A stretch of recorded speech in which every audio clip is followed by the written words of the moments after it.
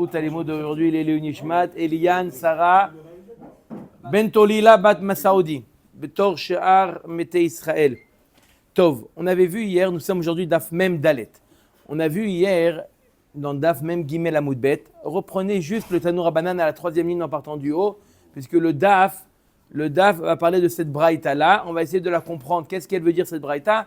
Et surtout, pourquoi il y a une différence entre Karka et Metal Telin. Pourquoi on fait une différence au niveau du din entre Karka et Metal Telin? Alors la braïta nous dit comme ça. Je reprends juste la braïta, les trois lignes de la braïta pour comprendre la suite de la Gemara. Tanoura Banan, Machar lo Bayit, Machar lo Sadeh. Reuven, il a vendu à Shimon, apparemment, un bien immobilier. En meid lo alea mipene shachar yuto alav. Reuven n'a pas le droit de témoigner. Pourquoi? Parce qu'il est responsable. Ça veut dire qu'il a un intérêt. Si jamais quelqu'un il le prend des mains de Shimon, Reuven il est responsable de restituer le bien, donc il est intéressé, donc il a parti pris. D'accord? Là on ne peut pas être témoin et parti pris. Et parti, d'accord? Là c'est pas juge, c'est témoin. D'accord? Il ne peut pas témoigner. C'est un moussag, une notion connue qu'on ne peut pas juger si on a un intérêt.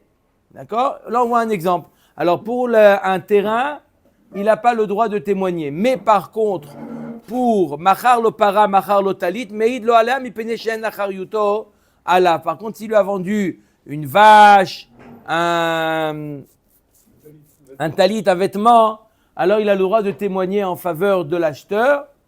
D'accord? Pourquoi? Parce qu'il n'est plus responsable de restituer si jamais quelqu'un vient le prendre. Donc, il n'a pas d'intérêt. La Gemara avait expliqué de quoi on parle. La Gemara avait expliqué du cas suivant.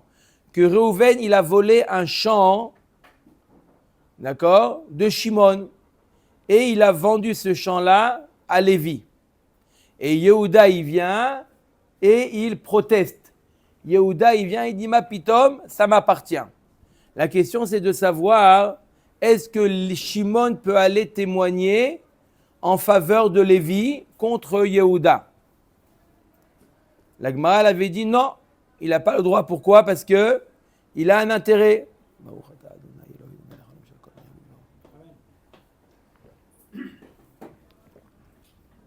Ok? Donc on avait dit c'était quoi le cas? On avait vu le cas.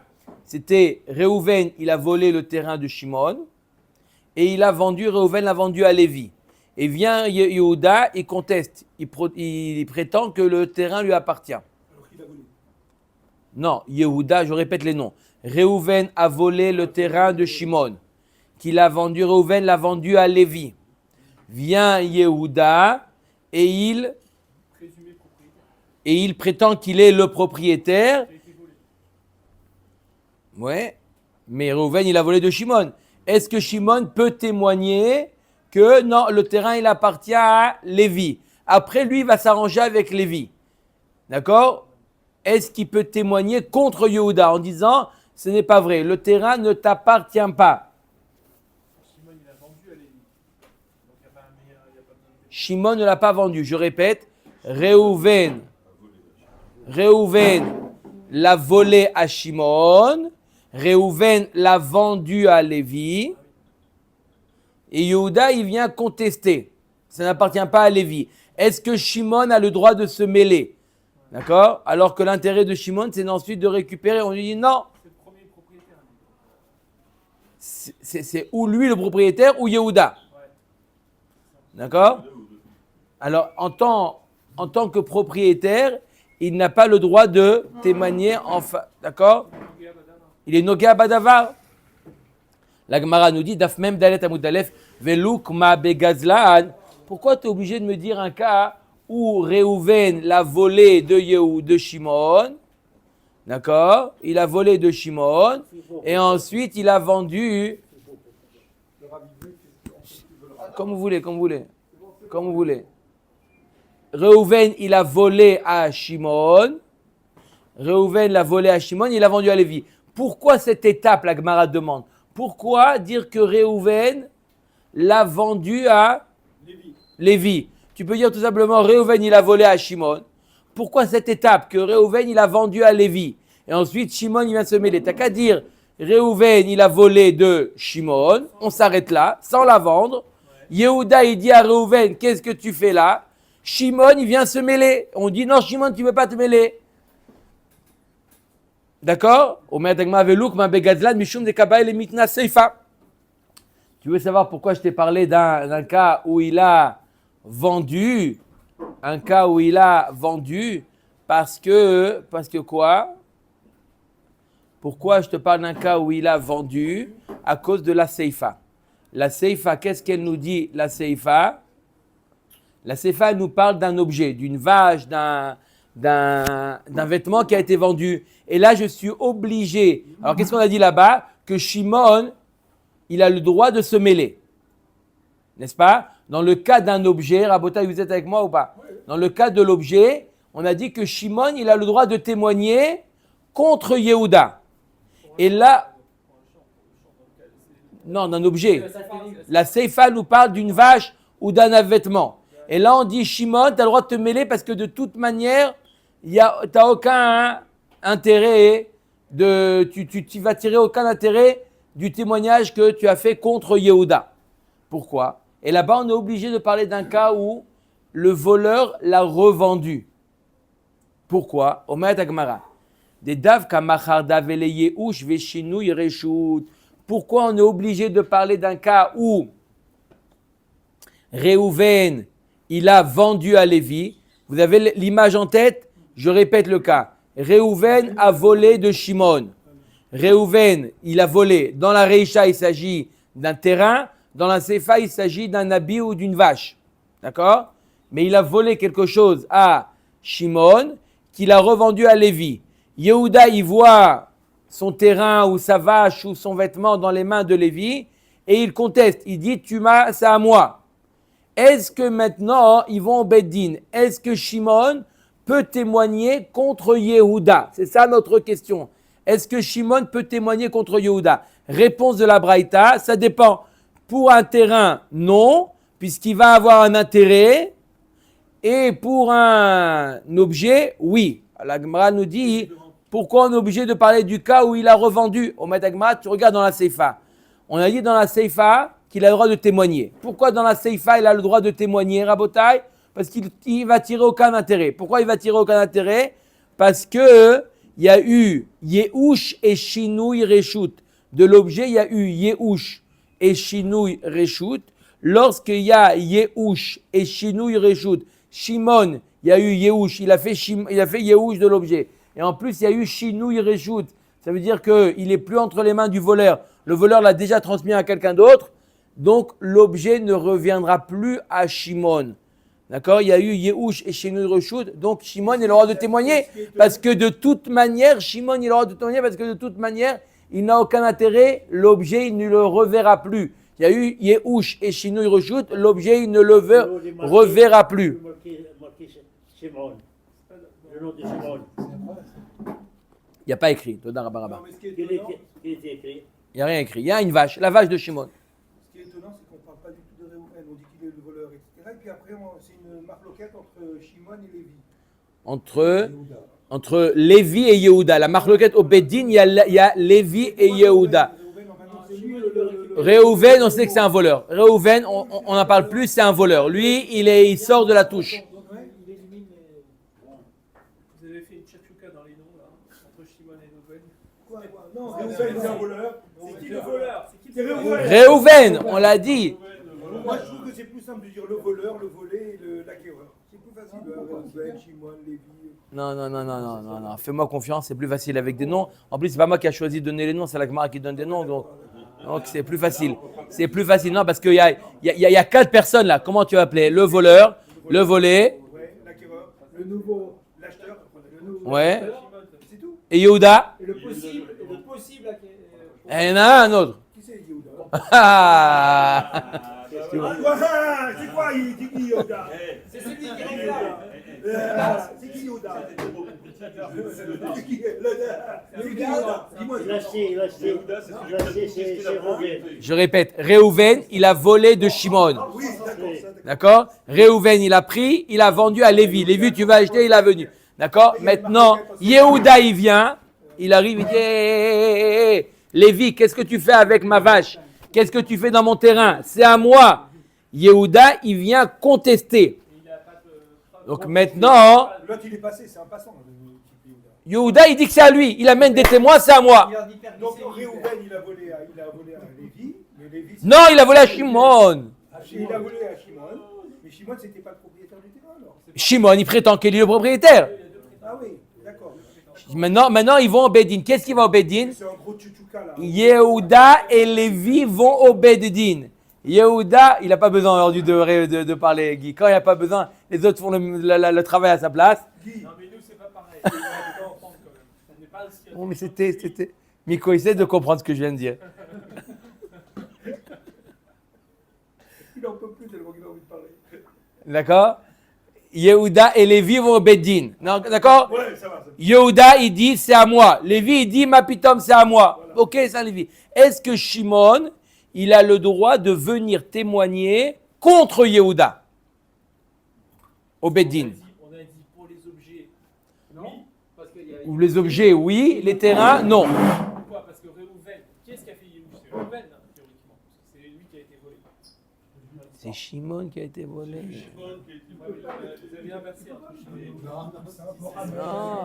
Vérifiez l'enregistrement. Réhouven, non, j'ai fait attention. Réhouven a volé de Shimon. Ok. D'accord? Shimon, il a fait Yehoush. Et là, on parle que Shimon, il a fait Yehoush. Il y a eu Yehoush plus Shinouï Reshout. C'est quoi Shinouï Reshout? Ce n'est plus dans les mains du voleur, c'est dans les mains d'une tierce personne, de Lévi. Et il y a un principe qui dit que lorsqu'il y a quoi? Yehoush et Shinouï Reshout, il a plus Shimon, il a plus de propriété, il est plus propriétaire. Sa propriété s'envole. Donc il est plus propriétaire, donc il dit maintenant, je peux témoigner. Omer d'Agmara, Adedav, Kamarada, Vele Yehoush, Shinouï Reshout, Avalomachar de Adrale.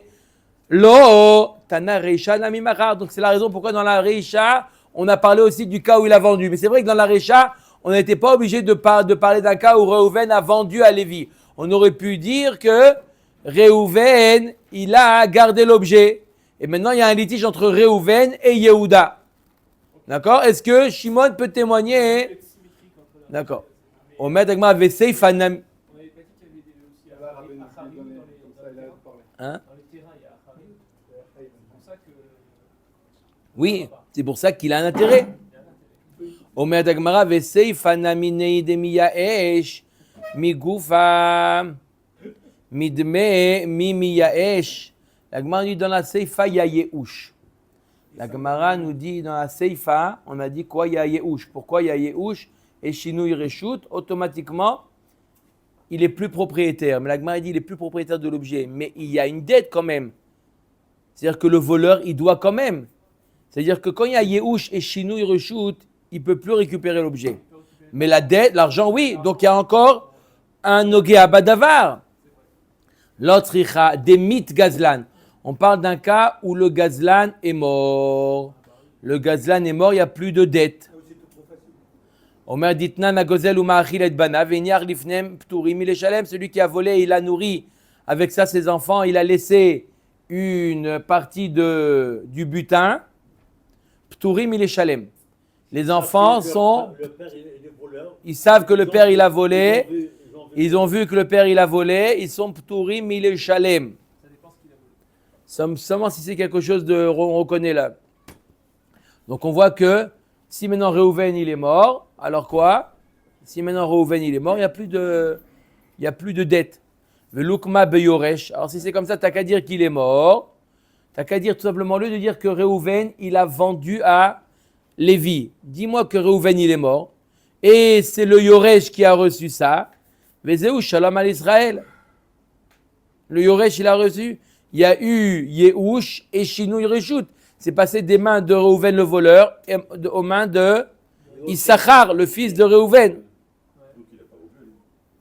sans le vendre à Lévi. Pourquoi mettre?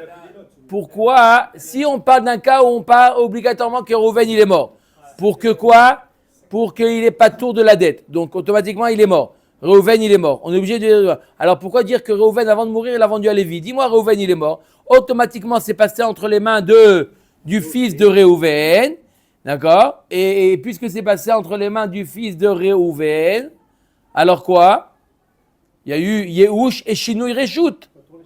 Alors la question est que tout de suite, la Gemara, les 2-3 lignes qu'on va voir maintenant, c'est est-ce que l'enfant, le Yoresh, est considéré comme Shinui Reshut ou pas? La Gemara a choisi le cas de la vente. Pourquoi elle a choisi le cas de la vente? Pour créer un Shinui Reshut.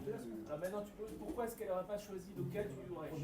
Non, parce que je t'explique. Tu demandes pourquoi, quelle différence? C'est parallèle, on peut dire. Mais puisqu'on est obligé de parler d'un cas où Reuven est mort, parce que sinon il aurait été encore Chayav, donc puisqu'il est mort Reuven, automatiquement il y a un Yoresh. Donc tu peux complètement éviter l'étape de la vente. Parce que ça fait partie de l'histoire qu'il y a un Yoresh. Il y a un Yoresh, donc il y a Shinui Reshut. Donc tu n'es plus obligé de parler d'une vente. C'est clair ou pas? Omer Dagman, il y a les mains d'Amar Reshut Yoresh, Lav Kereshut Lokear Dami Shapir. Et là, les mains d'Amar Reshut Yoresh, Kereshut Lokear Dami Maïka Lemema. Donc l'Agma a dit si tu dis que le Yoresh, c'est pas comme un acquéreur, et donc il n'y a pas Shinui Reshut, alors je comprends, il n'y a pas eu Shinui Reshut. Nous, on veut parler d'un cas où il y a Shinui Reshut. Mais si tu dis que le Yoresh, c'est comme un acquéreur, donc il y a eu Shinui Reshut, ça suffit. Omer Dagmara, Veot Kashiale le Abaye mipene shachar yuto alav ve'en achar yuto alav mipene shehi chozeret lo ve'ena chozeret lo mi baile. Et deuxième question, Abaye demande, dans la Braïta qu'on a lu, on a dit pourquoi il y a une différence entre le terrain et l'objet, parce que achayut ou parayut, c'est pas une question d'achayut. Est-ce qu'il a le droit de récupérer l'argent ou pas? Donc la Braïta elle aurait dû s'exprimer différemment. Et là, que des Ravim bar Shmuel, d'Amar Ravim bar Shmuel, Mishme de Shmuel. Alors on est obligé d'expliquer la Braïta différemment. Je répète qu'est-ce qu'elle nous dit la Braïta, qu'il y a une différence entre karka et métal téline. Que quoi? Hamocher sadeh lechavero shelo be'ar hayut. On est obligé d'expliquer dans un autre cas, plus simple, Rabotai, que Reuven, Shimon, Lévi, Yehuda, Issachar. Alors maintenant c'est plus simple.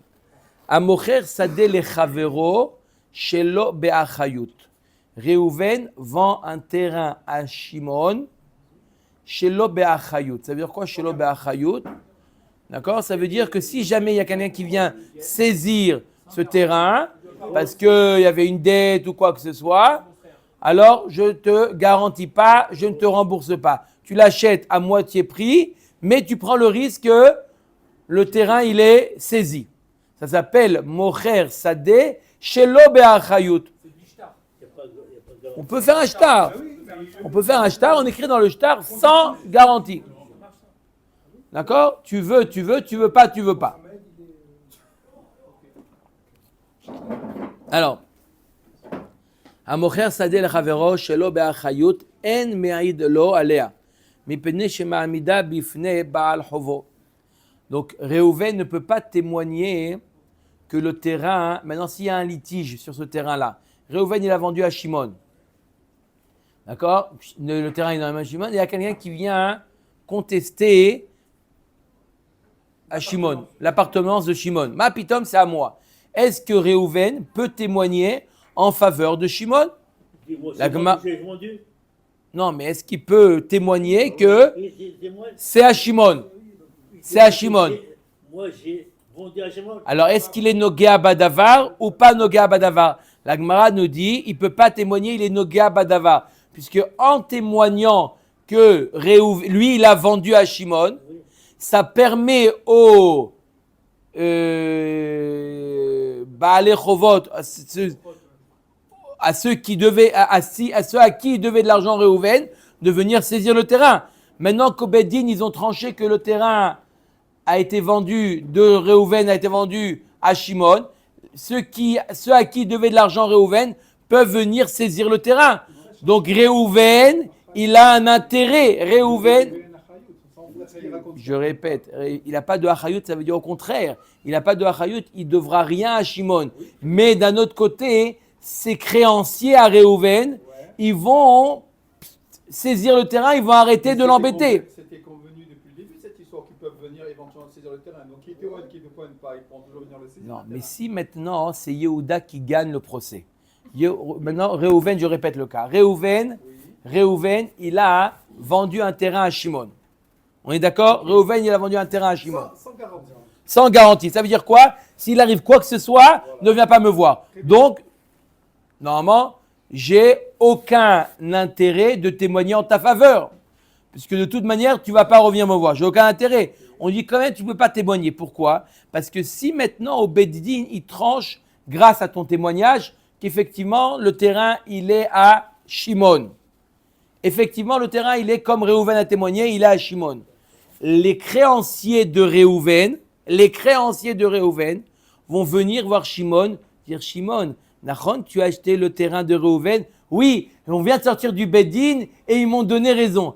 Très bien, kol hakavod. Maintenant, le terrain, tu nous le donnes. Parce que Réhouven, il nous devait de l'argent. Si jamais le Beddin avait donné raison à Yehuda, jamais les créanciers de Réhouven auraient pu prendre le terrain. Puisque le Beddin a tranché en faveur de Yehuda. Yehuda n'a rien à voir avec Réhouven. Maintenant que grâce au témoignage de Réhouven, le terrain a été donné à Shimon, les créanciers de Réhouven peuvent venir. Et qui est-ce qui gagne de cette histoire? Réhouven. Parce que Shimon, il va dire à Réhouven, c'est une arnaque. Il dit oui, mais c'était sans Achayut. Et maintenant, les créanciers de Réhouven vont arrêter de l'appeler. Ils ont reçu un terrain. Donc, le témoignage de Réhouven lui a fait gagner. Il va perdre son CD. Oui, mais Réhouven, il va gagner. Donc, comment Réhouven, il peut témoigner en mère la Gemara? Il gagne rien du tout, le revers. Il gagne Réhouven les créances. Il a plus de dette. Il avait une dette à Chevrat Rashmal. Il a plus de dette. Ils ont annulé la dette. Ils ont pris le champ de Shimon. Il est clean, Réhouven. Il n'a pas de Achayut vis-à-vis de Shimon.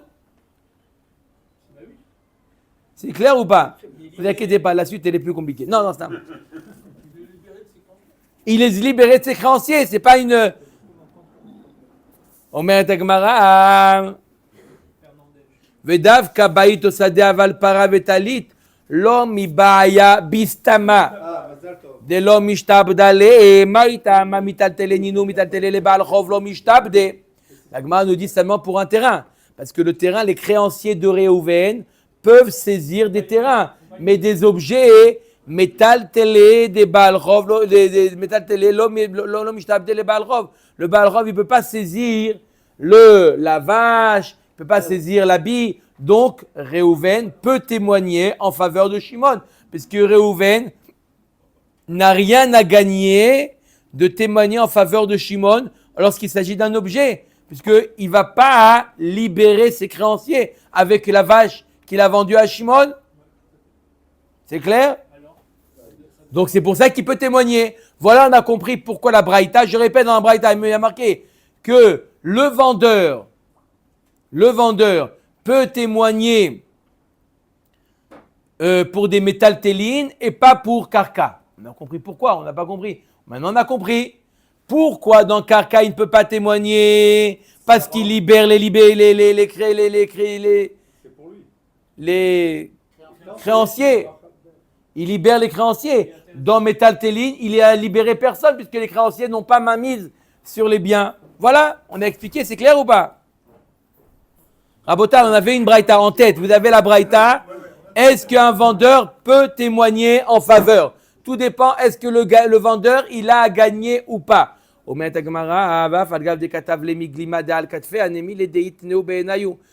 que normalement même les habits, même le créancier, il a le droit même de saisir des habits du débit de celui qui lui doit de l'argent. Quand il appartient encore, mais dès qu'il est parti autre part, non.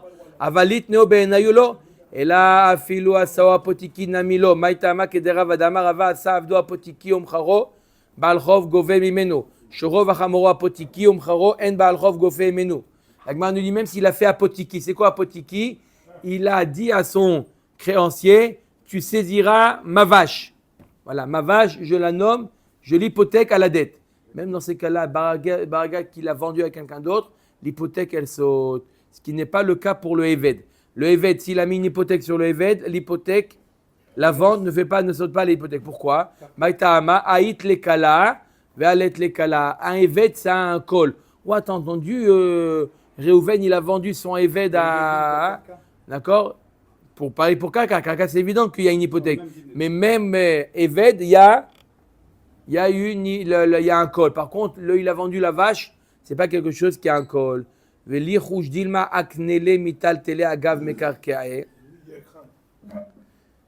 Alors la Gemara nous dit, mais peut-être que on essaie de trouver un cas où le créancier il a le droit de saisir la vache. On parle d'un quoi? On a dit que Réhouven il a vendu sa vache à Shimon. Est-ce que Réhouven il a le droit de témoigner en faveur de Shimon? Ou non, parce qu'il a un intérêt. La Gemara dit quel intérêt? De toute manière, ces créanciers ne peuvent pas saisir la vache, n'est-ce pas? Ils peuvent récupérer de l'argent à passe. S'il y a de l'argent. Mais la vache, ils ne peuvent pas la saisir. Donc s'ils ne peuvent pas la saisir, il n'a aucun intérêt de témoigner. Même si elle a été hypothéquée, ils ne peuvent pas la saisir. La Gemara nous dit il y a une possibilité de saisir la vache si jamais il a fait ce qu'on appelle Dilma aknele mital tele agav mekarkei. Il lui a fait acquérir Réhouven, il a fait acquérir cette vache-là à son créancier agav mekarkei. Ça veut dire qu'on peut faire un kinyan agav. Je vends le terrain et agav, et en passant aussi, je te vends aussi des biens mobiliers, même qui n'étaient pas dessus. Non. D'amar Abaye aknele mital tele agav mekarkei, kane mital tele. À condition d'ajouter dans le shtar, d'ajouter cette phrase-là. De lo ke asmarta ou de lo ke tufsa de shtarim. C'est quoi on ajoute? Dans les shtarot, on ajoute cette phrase-là, de lo ke asmarta. C'est-à-dire que ce n'est pas sans condition et sans tufsa de shtarim, ce n'est pas un spécimen. D'accord? On ajoute ça sur les shtarot.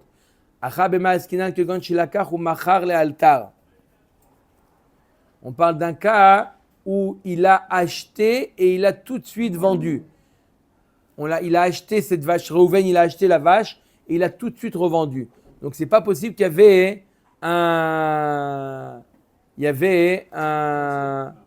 il lui a fait un prêt au milieu. Peut-être qu'il lui a dit, il a hypothéqué même ce qu'il va acheter dans le futur. Il a hypothéqué. À partir du moment où Réhouven, il y a toujours le créancier. Le créancier, on l'appelle Binyamin. D'accord? Le créancier, il arrive. Peut-être on a dit que Binyamin ne peut pas récupérer la vache que Réhouven a vendue à Shimon. Et peut-être que Réhouven s'est engagé de rembourser avec tout ce qu'il va acheter par la suite. Ça veut dire qu'il hypothèque tout ce qu'il va acheter. Donc à partir du moment où Réhouven il a acheté cette vache-là, même si tout de suite il la revend à Shimon, elle est déjà hypothéquée à Binyamin. Shamat mina deekne kana ou machar kana veorish lo mishtabe. De là tu apprends que quoi? Que même s'il dit ce que j'achèterai, c'est seulement lorsqu'il est encore chez lui. Mais s'il a acheté, il a revendu, il n'y a plus d'hypothèque. L'autre sricha de kamre edim yadinan be behay de lo avele aram eolam. La Gemara dit non, je ne suis pas obligé d'arriver à ça.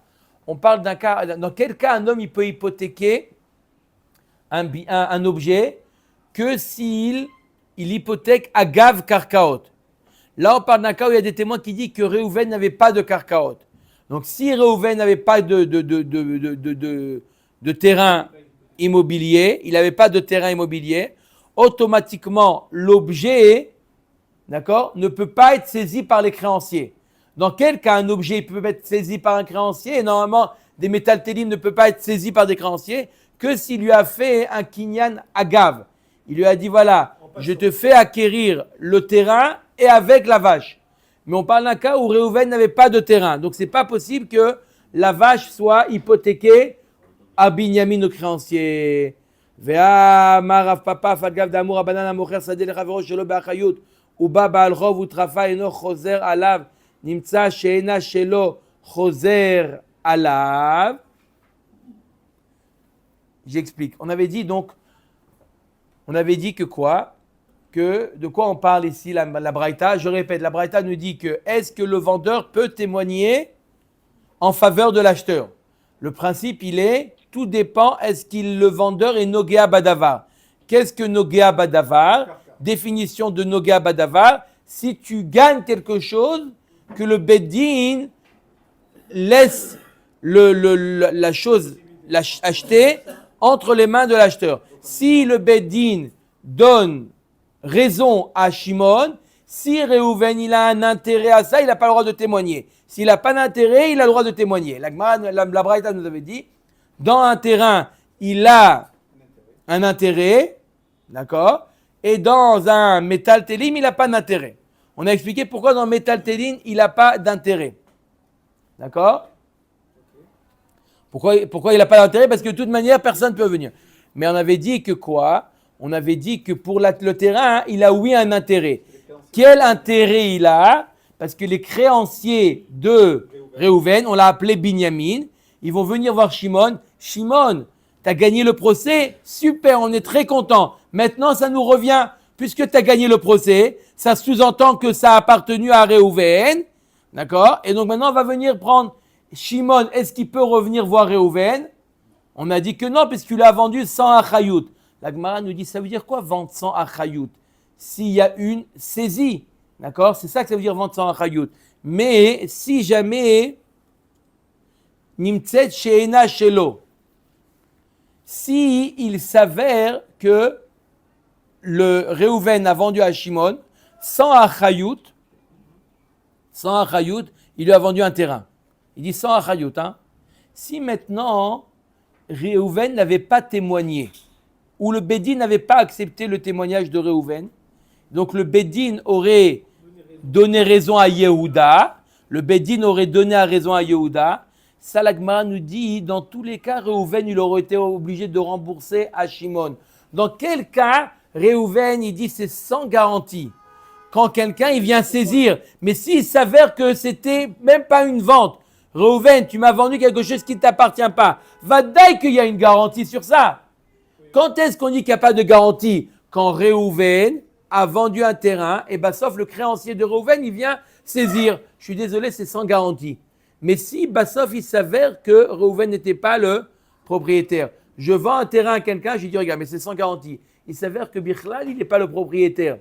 Va dire qu'il doit rembourser. Donc, s'il doit rembourser, Réhouven, il a un intérêt de témoigner en faveur de Shimon. Parce que s'il témoigne en faveur, si on n'accepte pas son témoignage, et le Bédine donne raison à Yehuda, Réhouven, il va sortir l'argent qu'il a reçu de Shimon et lui rembourser. Vous allez me dire, oui, mais c'est sans garantie. Sans garantie, c'est dans le cas où, oui, tu es le propriétaire.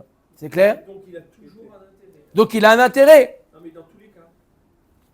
On ne peut pas trouver un cas où il n'a pas un intérêt. Omer Tagmara, on parle d'un cas où quoi? Acha bema eskinan, bemakir ba shei bat chamoro. On parle d'un cas où on reconnaît que la vache, elle a appartenu à Réhouven. On sait que c'est l'âneton de l'âne. L'ânon de... Oui. L'ânon de... Verav zvid amar afilu nimtzet she'ena shelo eno choser alav. D'amar le la'achiz abine lach shelo ba'achayid. Rav Zvid, il dit non. Même dans le cas où il s'avère qu'il n'est pas le propriétaire, il n'a pas le droit de venir. Il dit c'est justement ça ce qu'on a dit. Quand on a dit sans garantie, ça veut dire à toi de faire tes shiurei bayit, à toi de vérifier. Maintenant je te l'ai vendu, l'argent, il reste dans ma poche. Donc là, on comprend pourquoi Réhouven, il peut témoigner. D'accord? Si ce n'est par rapport au Binyamin, par rapport au créancier. Mais mis à part les créanciers, Réhouven, il n'a aucun intérêt à témoigner en faveur de Shimon. Il va sauver Shimon de sortir de l'argent pour Yehuda. Réhouven, en témoignant même pour un métal télim, pour la vache. D'accord. Il va laisser le bien chez Shimon. Bien, donc, mais lui, il a un intérêt. Oui, il va lui faire peut-être qu'avant, il dit regarde, moi je te vends, je vais essayer à quoi que ce soit, je te témoigne pour toi. Et Yehuda jamais pourra te reprendre le pognon. Non, le problème c'est est-ce qu'il est Nogea Badavar. Maintenant, Réhouven, il a vendu à Shimon. Est-ce que Réhouven qui vient témoigner au Bédine, il est Nogea Badavar? Non, il n'est pas Nogea Badavar. Pourquoi il n'est pas Nogea Badavar? puisqu'il n'a rien à perdre si le Bédine n'accepte pas son témoignage. Demain, il y a Karatatov, il pourra lui refaire à l'envers, un truc comme ça. Chacun va gagner quelque chose dans cette histoire. On a dit tout Non, à c'est bon, l'heure- c'est bon. on a dit tout à l'heure que si le contrat, il a vendu quelque chose qui ne lui appartenait pas, le contrat il est nul et il doit rembourser. Ça, c'est qui dit ça? C'est Rav Papa. Rav Zvid n'est pas d'accord avec Rav Papa. Pourquoi? Il dit ça fait partie de sans garantie. Ça fait partie de sans garantie. Quand je dis sans garantie, ça veut dire ne viens plus me voir. L'argent, il est dans ma poche, c'est ça que ça veut dire sans garantie. Même s'il a volé. Même s'il est volé. Et pourquoi il a parlé de la Ou un autre cas, parce qu'on a... Kinyanaga? Non, on sait que l'animal appartenait à C'est un métal-tel, l'animal. oui, d'accord, où on sait que le terrain appartenait à Reuven. Baruch Adonai Laolam, Amen ve Amen. Quoi déjà